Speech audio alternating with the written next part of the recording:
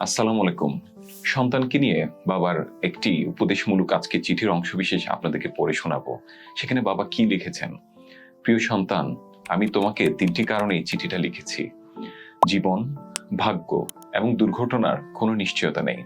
কেউ জানে না সে কতদিন বাঁচবে। আমি তোমার বাবা। যদি আমি তোমাকে এ কথা না বলি, অন্য কেউ বলবে না। যা লিখলাম তা আমার নিজের ব্যক্তিগত তিক্ত অভিজ্ঞতা। এটা হয়তো তোমাকে অনেক অপ্রয়োজনীয় কষ্ট পাওয়া থেকে রক্ষা করতে পারে। জীবনে চলার পথে এগুলো মনে রাখার চেষ্টা করো। যারা তোমার প্রতি সদয় ছিল না, তাদের উপর অসন্তোষ পুষে রেখো না। কারণ তোমার মা এবং আমি ছাড়া তোমার প্রতি সুবিচার করার মতো কারো দায়িত্বের মধ্যেই পড়ে না।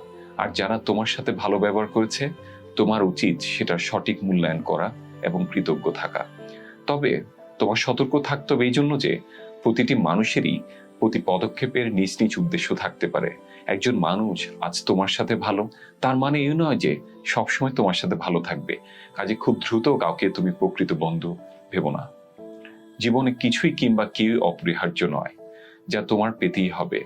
একবার যখন তুমি এই কথাটির গভীরতা অনুধাবন করবে, তখন জীবনের পথ চলা অনেক সহজ হবে। বিশেষ করে যখন বহুল প্রত্যাশিত কিছু হারাবে কিংবা তোমার তথাকথিত আত্মীয় স্বজনকে তোমার পাশে পাবে না।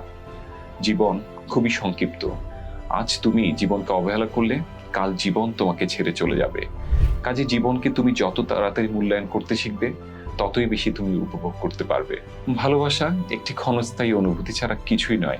মানুষের মেজাজ আর সময়ের সাথে সাথে এই অনুভূতি বিবর্ণ হবে।